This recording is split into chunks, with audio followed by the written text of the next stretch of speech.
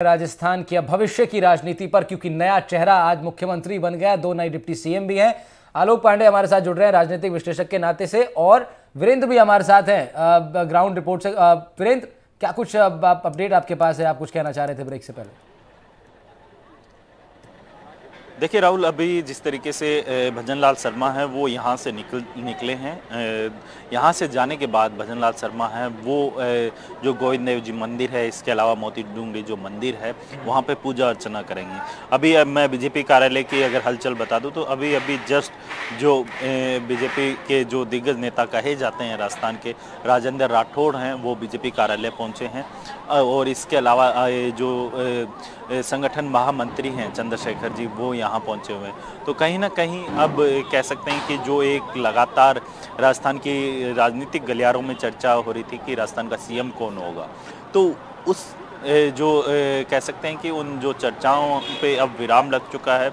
राजस्थान का सीएम है वो भजनलाल शर्मा हैं, उनको यहाँ पे जो कह सकते हैं कि चुना गया है। इसके अलावा जो तमाम जो विधायक हैं उनकी सर्वसम्मति से चुना गया है। और वहीं आप देखेंगे कि जब जो मुखिया का जब चुनाव हो रहा था, अनाउंसमेंट हो रहा था, तब जो वसुंधरा राजे सिंधिया हैं वो उनके नाम का अनाउंसमेंट करती है, तो उनको खुद को विश्वास नहीं होता है कि भजनलाल शर्मा का जब नाम आता है।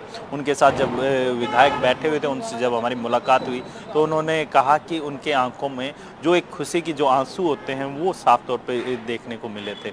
तो कहीं ना कहीं बीजेपी ने जो लगातार पिछले 20 साल से भजनलाल शर्मा हैं वो छात्र राजनीति से निकलकर फिर कह सकते हैं कि एक जिला स्तर की राजनीति करते हैं, फिर प्रदेश स्तर की राजनीति में आते हैं और प्रदेश स्तर की राजनीति के अंदर पहली बार सांगानेर से विधायक का चुनाव लड़ते हैं और वहां से जीत कर आते हैं। और उसके बाद जब सीएम का कह सकते हैं कि राजस्थान का जो मुखिया है वो चुना जाता है, तो कहीं ना कहीं उनके लिए भी अविश्वसनीय भी रहता है खुद को, मतलब वो शॉकिंग रहते हैं, खुद को विश्वास नहीं होता है कि मेरा नाम ही लिया जा रहा है। तो जिस तरीके से बीजेपी ने अंतिम पंक्ति में जो बैठा हुआ व्यक्ति है उसका मुखिया बनाकर, ठीक बात है। और बीजेपी संदेश भी यही देना चाहती है आलोक जी, बीजेपी संदेश भी यही देना चाहती है कि हमारे संगठन के अंदर, क्योंकि बीजेपी प्रहार करती है ना, परिवारवाद पे प्रहार करती है, कांग्रेस को एक परिवार की पार्टी बताती है, और जिसको नेपोटिज्म कहते हैं बॉलीवुड की भाषा में,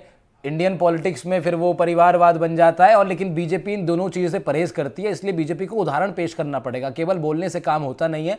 बदलते वक्त के अंदर जिस तरह नए मतदाता अब सामने आ रहे हैं, उनको एक एग्जाम्पल सेट करके बीजेपी को देना पड़ेगा कि हम जो बोलते हैं वो हमने इस तरह से करके दिखाया है। तो आलोक जी, ये इस तरह से करके अब दिखा दिया है भारतीय जनता पार्टी ने। अब राजस्थान के भविष्य को लेकर के आपका क्या एनालिसिस है? किस तरीके से अब भारतीय जनता पार्टी रूल करने वाली है राजस्थान प्रदेश को, ऐसे समीकरण के साथ जिसमें एक राजपूत है, एक दलित है और लीड कर रहा है एक ब्राह्मण चेहरा? देखिए, इसको केवल राजस्थान के परिप्रेक्ष्य, जैसा कि हम लोग ब्रेक के पहले बात कर रहे थे कि राजस्थान के परिप्रेक्ष्य में अकेले लेना ठीक नहीं है, ये पूरे उत्तर भारत के परिप्रेक्ष्य में है।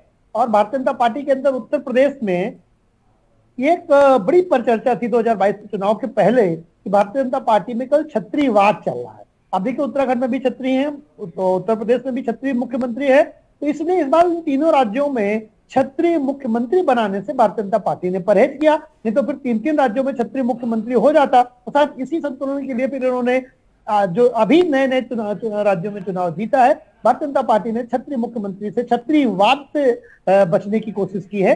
दूसरा, जो ब्राह्मण बंधुओं की पार्टी थी, जो सबसे पहला वोटर था भारतीय जनता पार्टी का, वो ब्राह्मण मतलब जब से जनसंघ के रूप में, वो तब से भारतीय जनता पार्टी के साथ था। और मोदी के आने के बाद ये चलने लगा था कि क्योंकि मोदी ओबीसी है और वो ब्राह्मणों से, मतलब एक लेवल तक तो ये भी था कि ब्राह्मणों को चिढ़ते हैं नरेंद्र मोदी जी, ऐसा एक परिप्रेक्ष्य में लोगों ने कहा। और ये बात चर्चा में आया कि वो ब्राह्मणों को पसंद नहीं करते, इसीलिए ब्राह्मणों का बाइकआउट करते हैं। भारतीय जनता पार्टी में ब्राह्मणों की कोई पूछ नहीं रह गई है। और एक नॉर्थ भारत में ब्राह्मणों की नाराजगी गले की कंठ तक भर आई थी। मतलब ब्राह्मण को अगर कोई दूसरा पार्टी ढंग से थोड़ा पुचकार देता तो भारतीय जनता पार्टी को ब्राह्मण छोड़ देता। इस हद तक नाराजगी भारतीय जनता पार्टी के प्रति ब्राह्मणों की रही है। हालांकि भारतीय जनता पार्टी पिछले 5-7 सालों से भारतीय जनता पार्टी को ब्राह्मण इसलिए मत देता था क्योंकि उसके पास दूसरा कोई विकल्प नहीं था। जैसे उत्तर प्रदेश में अखिलेश यादव ने जय परशुराम कहा, लेकिन वो भारतीय जनता पार्टी जब तक उससे भरोसा करती तब तक अखिलेश यादव का तो ब्राह्मण उस पर भरोसा करते, तब तक अखिलेश यादव पीडीए लेकर के आ गए और दोबारा उन्होंने वो ब्राह्मणों के प्रति मजबूती से नहीं खड़े रहे। तो ब्राह्मण ऐसा राजनीतिक गलियारों में, सामाजिक गलियारों में कहा जाता है कि ब्राह्मणों के पास कोई विकल्प नहीं था, इसलिए पिछले 7 साल से ब्राह्मण भारतीय जनता पार्टी के साथ था, क्योंकि उसको लग रहा था कि यहाँ सत्ता नहीं मिल रही है, सम्मान तो मिल रहा है। बीजेपी के नेता कहते भी थे कि ब्राह्मण और सवर्णों का तो भारतीय जनता पार्टी से पति पत्नी वाला नारा है कि चाहे लड़ाई चाहती हो जाए, लेकिन वो बीवी छोड़ के पति को थोड़ा जाती है। तो इस तरह से भारतीय जनता पार्टी कहीं ना कहीं ओवर कॉन्फिडेंट थी ब्राह्मणों को लेकर, सवर्णों को लेकर के, लेकिन धीरे धीरे उसे समझ में आ गया कि खोखले नारों से ब्राह्मणों को लंबे समय तक नहीं जोड़ा जा सकता। आप टॉफी दिखा करके चाबुक चलाएंगे तो ब्राह्मण बहुत लंबे समय तक नहीं होगा, उसे टॉफी खिलानी भी पड़ेगी। तो भारतीय जनता पार्टी ने इस बार टॉफी भी खिलाई है, राजनीतिक टॉफी खिलाई है, और कम से कम राजस्थान से एक ब्राह्मण मुख्यमंत्री देते हुए ये कहने की कोशिश की है कि देर आए पर दुरुस्त आए। क्योंकि 2014 के बाद से ये बात मैं ब्राह्मण होने के नाते मानता हूं कि भारतीय जनता पार्टी में ब्राह्मणों का उस तरह का जो प्रतिनिधित्व था वो प्रतिनिधित्व तो कहीं ना कहीं कम हुआ था। आप बताइए, भारतीय जनता पार्टी की जहां जहां सरकार है उनमें से अगर असम के मुख्यमंत्री अगर ब्राह्मण हो तो मेरी जानकारी नहीं है, बाकी कोई भी ब्राह्मण मुख्यमंत्री नहीं रहा। बड़े प्रदेशों में, ताकतवर प्रदेशों में भारतीय जनता पार्टी ने इवन सवाड़ों से भी, यूपी में जरूर डिप्टी सीएम ब्राह्मण नियुक्त करके बीजेपी ने कोशिश की थी ये नाराजगी कम करने की, लेकिन डिप्टी सीएम की थी कोशिश, लेकिन अब डेयरी मिल्क की जगह आप लॉलीपॉप दोगे तो आदमी कहता है हम डेयरी मिल्क दूसरे खिलाओगे, क्षत्रियों को हमको लॉलीपॉप पकड़ाओगे। तो राजनीतिक लॉलीपॉप से ब्राह्मण परेशान था और भारतीय जनता पार्टी को लगा कि अब इस सीमा के बाद अगर भी हम ब्राह्मणों का पार्टिसिपेशन नहीं बढ़ाते हैं तो ये जो अंधभक्त है ब्राह्मण पूरे भारत का, खासकर नर्मदा के ऊपर का जो ब्राह्मण है, जो भारतीय जनता पार्टी को अनकंडीशनल प्यार करता है और वो बड़ी मात्रा में उसे मत देता है, वो ब्राह्मण अगर कोई दूसरा पार्टी ब्राह्मणों के लिए रियल सपोर्टर आ जाएगा तो भारतीय जनता पार्टी को छोड़ भी सकता है। और ये जहन में होगा, ये बीजेपी के जहन में आ गया था, ये बात बीजेपी के जहन में आ गई होगी निश्चित रूप से। अब देखना यह है कि ये जो मिठास है ये कितनी दूर तक फैलती है और कब तक इसको जो है भारतीय जनता पार्टी बनाए रखती है। लेकिन मनीष, देख के तो ऐसा लग रहा है कि ये मिठास अभी चलेगी। ये भारतीय जनता पार्टी का जो एक राजनीतिक स्ट्रोक है, इससे कई जातियों को तो साधा ही है, लेकिन बड़ी बात यह भी कि जिस तरह जाति और ओबीसी पर खास तौर पर जातीय जनगणना के बाद जिस तरह भारतीय जनता पार्टी को फ्यूचर में घेरने की प्लानिंग INDIA का गठबंधन करने का प्लान अब कर रहा था, उस पर भी ये बड़ी चोट बीजेपी ने की है। कास्ट सेंसस की बात हो रही थी, पूरे चुनाव में एक बड़ा मुद्दा बनाया कांग्रेस, नहीं तो राहुल गांधी इसको लीड कर रहे थे। और फिर एक बड़ी बात जो राजस्थान में उठी वो था ओबीसी को ज़्यादा रिप्रेजेंटेशन देने की बात। राहुल गांधी ने तमाम सेंट्रल ब्यूरोक्रेसी का एग्जाम्पल दिया, उन्होंने नंबर गिनाए कि कितने ब्यूरोक्रेट्स, कितने IAS ऑफिसर्स में से कितने सिर्फ ओबीसी के हैं, बाकी जातियों के हैं। और फिर जो वुमेन रिजर्वेशन वाली बात थी उसमें भी राहुल ओबीसी को रिजर्वेशन देने की बात कांग्रेस ने उठाई थी। हाँ। तो बीजेपी लगातार, मोदी ज़रूर अपने प्रचार और भाषणों में कहते रहे कि मेरे लिए गरीब सबसे बड़ी जाति है, लेकिन ये एहसास बीजेपी को था कि ये बड़ा चुनावी मुद्दा 2024 में बनेगा, क्योंकि लोकसभा चुनाव पूरे देश में होना है और राज्यसभा विधानसभा चुनाव में उसका सिर्फ एक रिहर्सल भर है। तो वो जो जातियों का जो आरोप था, बीजेपी ने बड़ी कहीं तो एक बड़ी बड़ा स्ट्रेटेजिकल मूव करके छत्तीसगढ़, राजस्थान और मध्य प्रदेश के जरिए दे दिया है कि वो तमाम जातियों को साथ में रखती है। और वो जो ओबीसी और दलितों की बात है उसको भी कैटर कर लिया। साथ ही साथ सवर्णों की बात अगर नहीं हो रही थी, लेकिन सवर्णों का जो एक कहीं ना कहीं एंग्विश था, अंदर ही अंदर जो गुस्सा था बीजेपी के खिलाफ कि बहुत ज़्यादा उनका भला नहीं हो रहा है। आप याद कीजिए यूपी में जब गैंगस्टर वो विकास दुबे का हत्या का जो उसका जो एपिसोड हुआ था, उसका शूट आउट हुआ था, उसको लेकर भी कई सवाल खड़े हुए थे कि कहीं ना कहीं ब्राह्मण विरोधी पार्टी की छवि बनती जा रही बीजेपी की, उसको लेकर भी। और फिर वो SC ST से जुड़ा हुआ कानून जो संसद में उसको बदला गया। तो ये कई ऐसे एस्पेक्ट्स थे जिन पर राहुल लग रहा था कि जो जनरल सवर्ण, जो अगड़े वर्ग हैं, उनको बीजेपी दरकिनार कर रही है। और कोई भी रिसेंट पास में बहुत बड़ा चेहरा इन समुदाय से बना नहीं है। राजस्थान में जब नाम आ रहे थे, तमाम नाम चल रहे थे, गजेंद्र सिंह शेखावत का नाम चल रहा था, अश्विनी वैष्णव का नाम चल रहा था, लेकिन ये निश्चित रूप से ये बात तय थी कि राजस्थान से ही होगा कोई ना कोई चेहरा, और उन विधायकों में से चुने हुए चेहरे होंगे, ताकि ये मैसेजिंग गलत नहीं जाए कि पूरी तरह से दिल्ली ने पार्टी और सरकारों को हाईजैक कर रखा है। तो एक बहुत अच्छा इक्विलिब्रियम बनाया बीजेपी ने, अपनी जो स्ट्रेटजी थी उसको भी इम्प्लीमेंट कर दिया राहुल, और जो स्थानीय स्तर पर लीडरशिप थी उसको भी खड़ा करने का काम किया है। बिल्कुल मनीष, और इस पर अब आगे हम लोग लगातार चर्चा करेंगे आने वाले दिनों में कि अब सरकार में क्या कुछ काम होगा। जो तमाम मुद्दों को लेकर के भारतीय जनता पार्टी चुनावी कैंपेन में थी, उस पर अब खुद सरकार में आने के बाद वो क्या काम करेगी। लेकिन आज का दिन तो इसी फैसले पर अब लगातार चर्चा का दिन है कि किस तरह भारतीय जनता पार्टी ने एक ब्राह्मण चेहरे को मुख्यमंत्री अपना बनाया और 2 डिप्टी CM राजस्थान में दिए। राजस्थान का मुख्यमंत्री कौन होगा इसका जवाब भी आज सामने क्लियरली आ गया है। लेकिन अब वीरेंद्र, अब शपथ ग्रहण समारोह भी होना है, 15 तारीख को शपथ ग्रहण समारोह होगा, उस तक की जरा कुछ जानकारी आप दीजिए।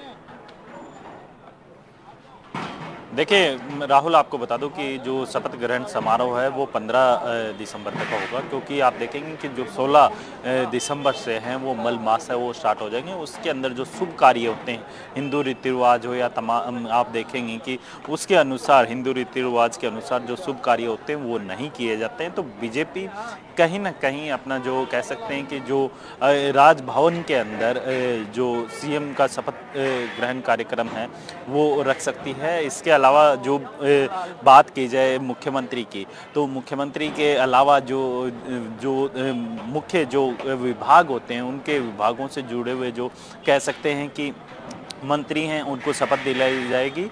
और जहां तक हमारे सूत्र बता रहे हैं वो ये बता रहे हैं कि जो मुख्यमंत्री की जो शपथ ग्रहण का कार्यक्रम है वो राजभवन के अंदर रखे जाने की सूचना है। जी राहुल। बिल्कुल वीरेंद्र, और लगातार हम आपसे फिर जुड़ेंगे भी। फिलहाल वीरेंद्र, आपका शुक्रिया इस चर्चा में हमारे साथ जुड़ने के लिए। वीरेंद्र लगातार देखिए ग्राउंड से हमें अपडेट दे रहे हैं, और फिर आगे भी वीरेंद्र के साथ हम लोग जुड़ेंगे। लेकिन आलोक जी हमारे साथ अभी जुड़े हुए हैं और आलोक जी से हम चर्चा को आगे बढ़ाएंगे। आलोक जी, ये अब तस्वीरें आप देखिए, इसमें एक बड़ी महत्वपूर्ण बात छूट गई जो आपसे मैं चर्चा करना चाह रहा था कि किस तरह वसुंधरा राजे भी बड़ा उनको चेहरा देख करके, उनका एक्सप्रेशन देख करके, हाव भाव देख करके लगा था कि वो भी शॉक रह गई भजनलाल शर्मा का नाम सुनकर, पढ़ करके उस चिट्ठी, उस पर्ची में, और उनके लिए भी बहुत अनएक्सपेक्टेड था। नाम तो ऑफ कोर्स ये माना जा रहा है कि भाई उनको नहीं पता होगा, जिस तरह आपने कहा था चर्चा की शुरुआत में कि केवल 4 लोग होंगे जिनको नाम पता होगा, 5वां कोई नहीं, तो ये बात ठीक है। लेकिन वो नाम जो जिसका वो पढ़ने वाली हैं वो नाम भजनलाल शर्मा होंगे, इसकी जरा भी एक्सपेक्टेशन ना उनको नहीं रही होंगी। और ये बात मैं इसलिए कह रहा हूँ कि उस सामान्य सोच से मैं ये बात कह रहा हूँ कि चर्चा बार बार मैं भी अलग अलग जगहों पे सुन रहा था कि हर व्यक्ति कह रहा था नया चेहरा आएगा, लेकिन वो चेहरा सामान्य वर्ग से हो सकता है क्या? इस प्रश्न के जवाब में ये प्रश्न ही नहीं था, इसका जवाब छोड़ दीजिए, ये प्रश्न ही नहीं था किसी के मन में कि वो चेहरा सामान्य वर्ग से भी हो सकता है। राहुल, आज 2 बजे में था आपकी नीति की राजस्थान में, तब भी मैंने कहा था, अब तो मान लो पर्ची वाली बात, उस समय मैंने कह दी थी कि पर्ची 4 लोगों को पता होगी, 5वां किसी को नहीं पता होगा। और जैसा कि वसुंधरा राजे के चेहरे से लगा जिस समय वो पर्ची खुली और उन्होंने राजनाथ सिंह को देखा, तो ये था, ये बात क्लियर हो गई थी कि जो 2 बजे मैंने कहा था कि 4 को पता होगा, वो बात फिर शाम तक आते थे क्लियर होगी कि 4 लोगों को ही पता होगा। अब मेन बात ये आते हैं कि मुझे भी ये नहीं लग रहा था, मुझे लग रहा था सवर्ण हो सकता है या दलित हो सकता है, लेकिन सवर्णों में ब्राह्मण हो सकता है, ये बात थोड़ा सा नहीं लग रहा था। मैं दिया कुमारी की तरफ जा रहा था कि वो सवर्ण भी हो जाएंगी और महिला भी हो जाएंगी और यंग भी हो जाएंगी, तो और राजपूताना खून है तो वो उस तरह का भी हो जाएगा। तो एक दिया कुमारी एक एप्रोप्रिएट चेहरा थे, लेकिन उस नजरिए को मैंने शायद दरकिनार किया कि जो छत्रीवाद का ठप्पा लगता भारतीय जनता पार्टी के ऊपर कि वो उत्तराखंड में भी, उत्तर प्रदेश में भी, फिर राजस्थान में भी सब छत्री ही बैठा रहे और भारतीय जनता पार्टी किसी वाद से बचने की कोशिश कर रही है। और वैसे भी 2010 के बाद ओबीसी वाद का तो टॉपिक लगा ही हुआ है। आपको याद होगा एक बार अमित शाह जी ने कहा था कि जब वो प्रेस को संबोधित कर रहे थे किसी ओबीसी मैटर में, तो उन्होंने मंच की तरफ इंडिकेट करते हुए कहा कि यहाँ सब ओबीसी ही बैठे हैं। हालांकि किसी ने नोटिस किया नहीं किया, लेकिन मेरे जैसे ब्राह्मणों ने जरूर नोटिस किया था कि सारे ओबीसी बैठे हैं तो ब्राह्मण बनियों की पार्टी ब्राह्मण कहाँ चला गया। तो उस तरह से ब्राह्मणों को बहुत लंबे समय तक दरकिनार किया भारतीय जनता पार्टी ने। इसमें मुझे कहने में कोई गुरेज नहीं है, एक राजनीतिक विश्लेषक के नाते और एक ब्राह्मण होने के नाते भी ऐसा मुझे कहने में गुरेज नहीं है कि भारतीय जनता पार्टी ने ब्राह्मणों को पिछले 10 साल में लॉलीपॉप के सिवा ज्यादा कुछ दिया नहीं था। तो इस बार उन्होंने लॉलीपॉप हटाई और डेयरी मिल्क पकड़ाया। तो ये एक सरप्राइजिंग बात है। हो सकता है अंतिम समय में भारतीय जनता पार्टी ने हर बार उल्टा होता था। जी राहुल जी कह रहा हूं, हर बार उल्टा होता था, चॉकलेट बताई जाती थी और मिलता कुछ नहीं था ब्राह्मणों को। इस बार उल्टा कर दिया, बताया कुछ नहीं गया लेकिन दे दिया, भरपूर डब्बा भर के मिठाई दी। चॉकलेट बता के कंफर्ट मिलता था सवर्णों को, खासकर ब्राह्मणों को। तो भारतीय जनता पार्टी को लगा कि अब इससे ज्यादा अगर हम ब्राह्मणों को इग्नोर करते हैं और सिर्फ राष्ट्रवाद के नाम पर तुम ही त्याग करो, इस नाम पर ब्राह्मणों को लंबे समय नहीं। तो आलोक जी इसमें एक सवाल फिर ये भी है कि अब जो जैसे कांग्रेस पार्टी है या तमाम जो विपक्षी दल होंगे, अब जातिगत तौर फैक्टर के तौर पर अगर हम देखें, जातिगत फैक्टर के आधार पर देखें, तो अब किस तरीके से जो तमाम बाकी दल हैं वो स्ट्रेटजी बनाएंगे अपनी भारतीय जनता पार्टी को जाति के मुद्दे पर घेरने की? क्या बीजेपी ने इस मुद्दे को एकदम पैक कर दिया, एकदम किलाबंदी कर दिया कि जाति पर अब किसी भी ढंग से हमें नहीं घेरा जा सकता? राहुल देखो, अब अभी एक दूसरे चैनल में मैं था, वहां वो समाजवादी पार्टी के प्रवक्ता थे, बहुत नाराज हो गए मुझसे। एमपी पे पर चर्चा चल रही थी, यादव मुख्यमंत्री बनाने पर क्या प्रभाव पड़ेगा। उसको मैं इसलिए कोट कर रहा हूं कि इससे ये पता चलता है कि वो जिस तरह से बौखलाए थे, भारतीय जनता पार्टी ने जो एक जातीय समीकरण साधने की कोशिश की, ब्राह्मण भी हो गए, छत्तीसगढ़ उत्तर प्रदेश में ही, उत्तराखंड में ही है, और उसके बाद एसटी हो गया, ओबीसी भी हो गए, एससी भी हो गए, और तो ये एक उन्होंने अपने जो कैनवास में हर तरह के फूल सजाए हैं। भारतीय जनता पार्टी ने जाति मंडल, हमने कई बार आपके चैनल में भी कहा था कि भारतीय जनता पार्टी अब वो 1992 की पार्टी नहीं है। भारतीय जनता पार्टी के पास मंडल भी है, कमंडल भी है। तो भारतीय जनता पार्टी अभी मंडल को मंडल से काट रही है, लोहे को जैसे लोहे से काटा जाता है। अभी कमंडल तो 22 जनवरी में आना है। तो वो जाति को जातिवाद से काट रही है, जातिवाद को जातिवाद से काट रही है कि ठीक है आप जाति राजनीति खेलते हैं, हम भी जाति का एक हिंदुत्व चेहरा लेके आते हैं। आप देखोगे जितने भी ओबीसी हैं, एससी हैं, जनरल जो भी आया, लेकिन वो खाटी हिंदुत्व का वाला है, खाटी भारतीय आरएसएस का है, या कोर कट्टर हिंदू जरूर है। वो किसी भी जात का हो, चाहे वो यादव हो, चाहे वो एसटी हो, चाहे वो ब्राह्मण हो, लेकिन वो हिंदुत्व को रिप्रेजेंट करने वाला है। तो भारतीय जनता पार्टी ये कहना चाहती है कि ठीक है आप इसमें जाति देख रहे हैं, लेकिन हम तो हिंदुत्व देख रहे हैं। और 22 जनवरी के बाद जो मुद्दा आएगा वो जाति वाला न्यूट्रल करते हुए भारतीय जनता पार्टी हिंदुत्व के मुद्दे पर खेलेगी। बिल्कुल, अब देखना होगा इस चीज़ को भी कि लेकिन राजस्थान के मुख्यमंत्री की घोषणा आज हुई, बीते दिन मध्य प्रदेश के मुख्यमंत्री की घोषणा हुई, उससे पहले छत्तीसगढ़ का मुख्यमंत्री बीजेपी ने घोषित किया। 3 प्रदेशों में जीत हासिल की थी बीजेपी ने और तीनों प्रदेशों के अब अपने अपने मुख्यमंत्री बीजेपी ने घोषित कर दिए हैं। और इसमें आलोक जी की बात ये भी है, देखिए मनोहर लाल खट्टर पहुंचे थे मध्य प्रदेश, तो मोहन, कल ये चल रहा था कि मनोहर ने चुना मोहन को, और उधर विष्णु को चुना है, मैं भूल गया उनका नाम, जो पर्यवेक्षक छत्तीसगढ़ में पहुंचे थे। लेकिन यहाँ पर अब राज किसको चुनेंगे, तो राज ने राजे को चुनेंगे क्या? लेकिन राज ने राजे को नहीं चुना है, और राज ने और पूरी भारतीय जनता पार्टी के आला कमान ने, विधायक दल की बैठक ने ये नाम, ये चेहरा चुना है जो इस वक्त एनडीटीवी की स्क्रीन पर आप मुस्कुराता हुआ देख रहे हैं। भगवा ये भी बांधे हुए पगड़ी भजन लाल भी, और माथे पर तिलक सजोए ये ब्राह्मण चेहरा राजनाथ सिंह ने इनके नाम को आगे बढ़ाते हुए अब मुख्यमंत्री ये बनने जा रहे हैं आलोक जी। लेकिन इसमें मैं ये बस आपसे एक अंतिम सवाल के रूप में समझूंगा, लेकिन उससे पहले जरा कुछ जश्न की तस्वीरें दिखा देते हैं, क्योंकि जश्न आलोक जी राजस्थान के हर कोने में मन रहा है। पार्टी जीत गई उसका तो जश्न है ही, लेकिन साथ ही साथ अब ये जो नया चेहरा मुख्यमंत्री बनने जा रहा है, इनके मुख्यमंत्री बनने पर भी तमाम जगहों से जश्न की तस्वीरें आ रही हैं। ज़रा वो तस्वीर भी हम दिखाते चलते हैं किस तरीके से। देखिए ये अलग अलग जगहों की तस्वीरें हैं। मैं आपको बताऊं, टोंक से, बीकानेर से, बारान से ये तमाम तस्वीरें सामने आई हैं, जहां पर तमाम भारतीय जनता पार्टी के कार्यकर्ता मुख्यमंत्री का नाम सामने आने के बाद अब ये जश्न मनाते हुए नजर आए और जश्न की ये तस्वीरें राजस्थान के अलग अलग हिस्सों से आज देखने को मिलती रहीं। कहीं पटाखे फोड़े गए हैं, कहीं पर मिठाइयाँ बांटी गई हैं। कुल मिलाकर के हर तरीके से कोशिश यही कि पूरे राजस्थान के अंदर एक त्यौहार जैसा माहौल आज बना दिया जाए। कोटा हो, बीकानेर हो, टोंक हो, भरतपुर हो, बारान हो, तमाम जगहों से तस्वीरें आई और इन तस्वीरों के साथ साथ खुशी की लहर डिप्टी सीएमओ के आवास पर भी चल रही है। उनके भी कार्यकर्ता, उनके भी समर्थक बेहद खुश हैं, बेहद उत्साहित हैं। दिया कुमारी को डिप्टी सीएम बनाया गया। आलोक जी, जिनके हमारे पैनलिस्ट लगातार कह रहे थे कि दिया कुमारी को भी जिम्मेदारी दी जा सकती है और उनको दी गई है। डिप्टी सीएम के नाते से वो काम करेंगी। हमारे सहयोगी ने उनके साथ एक्सक्लूसिव बातचीत की थी, बाल वीरेंद्र ने, वो मैं ज़रूर आपको सुनवा देता हूँ।